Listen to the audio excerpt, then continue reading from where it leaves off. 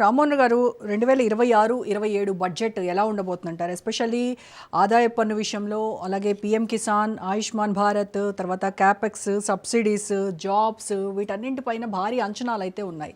So ప్రతిసారి మనం అనుకుంటూ ఉంటాము బడ్జెట్‌లో ఈసారి భారీగా కేటాయింపులు తెలంగాణ రాష్ట్రానికి ఉంటాయేమో అని అనుకుంటాం. కానీ ఊరించి ఉస్సూరుమనిపించే టైప్‌గానే బడ్జెట్ ఉంటా ఉంది. సో వికసిత్ భారత్ 2047 లక్ష్యంగా కేంద్ర ప్రభుత్వం పనిచేస్తూ ఉంది. సో ఈ దేశవ్యాప్తంగా బడ్జెట్ ఒక ఎత్తు అయితే, మన తెలంగాణ రాష్ట్రానికి వచ్చేటువంటి కేటాయింపుల గురించి ఎదురు చూడడం ఒక ఎత్తు. సో ఈసారి తెలంగాణ రాష్ట్రానికి ఏమైనా ఊహించినటువంటి అద్భుతం ఏదైనా జరగబోతుందంటారా? లేదంటే రాజకీయ పార్టీలు విమర్శిస్తున్నట్టుగా కొన్ని రాష్ట్రాల్లో రాబోతున్నటువంటి ఎన్నికల నేపథ్యంలో ప్రవేశపెడుతున్నటువంటి ఒక ఎన్నికల బడ్జెట్గా మాత్రమే ఈ బడ్జెట్ను చూడాలంటారా? రోజా గారు, మీకు మిత్రుడు శ్రీనివాస్ రెడ్డి గారికి, లక్ష్మణ్ గారికి, అట్లాగే దత్తాత్రేయ గారికి నమస్కారం, శుభోదయం. నేనేమంటున్నానంటే, కొద్దిగా ఒక దేశం గురించి మాట్లాడి మన రాష్ట్రం దగ్గరికి వస్తాను. ఎప్పుడు కూడా పెడతానంటే ఆశ, కొడతానంటే భయం ఉంటుంటది కదమ్మా. ఖచ్చితంగా మనకు కావాలని కోరుకుంటాం, పెడితే ఆశపడతాం, కొడతానంటే భయపడతాం. అట్లాగే దేశవ్యాప్తంగా జరుగుతున్న దానిలో రెండు జాతీయ పార్టీలు ఉన్నాయి, కాంగ్రెస్, బీజేపీ. సరే, మీ అధికారంలో ఉంది వాడిద్దరే, 20 వీళ్ళు 60 వాళ్ళు, ఆల్మోస్ట్ అంతే. బీజేపీ మన వాజ్పేయి గవర్నమెంట్ చూసుకుంటే 12 ఏళ్ళు, 5 ఏళ్ళు, మధ్యన జనతా ప్రభుత్వం 27 వీళ్ళు, ఒక 60 ఏళ్ళు సంకీర్ణ ప్రభుత్వంతో సహా కాంగ్రెస్ వాళ్ళు చూసాం మనం.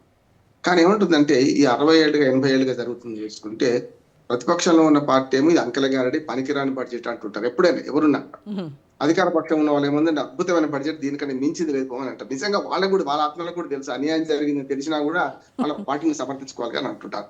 కానీ మనల్ని మీరు నేను అట్లా అంటానికి వీల్లేదు కనుక వెలుగు నీడలు మాట్లాడే ప్రయత్నం చేస్తాం. నిన్న కాక మన ఆర్థిక సర్వే వచ్చింది. ఒక 2 నిమిషాలు దీని తర్వాత నేను మీరు అన్న తెలంగాణకి వస్తాను.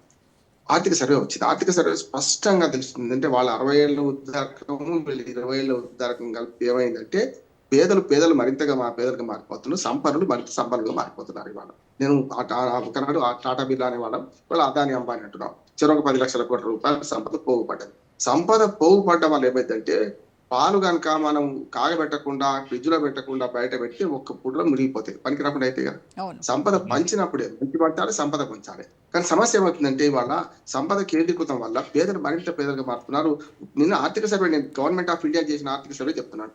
1% ప్రజల దగ్గర, మన పెద్ద భూస్వామ్య వాళ్ళ దగ్గర 65% సంపదను, మొత్తం 10% లోపల వాళ్ళందరికీ 65% సంపద ఉంటే, 50 కంటే పేదలు 50% కంటే పేదల దగ్గర కేవలం 5% సంపదని కేంద్రీకృతం. ఇది ఎట్లా చూద్దాం? రెక్కల కష్టం చేసుకునే వాళ్ళకి, ఇంతకుముందు లక్ష్మణ్ గారు మంచి మాట చెప్పారు ఉపాధి హామీ పథకం గురించి. రెక్కల కష్టం చేసుకున్నటువంటి వాళ్ళకి అదే దిక్కు, ఇంకోటి లేదు కదా సార్. ఇప్పుడు దిక్కులేని వాడికి దేవుడు దిక్కులు అన్నట్టు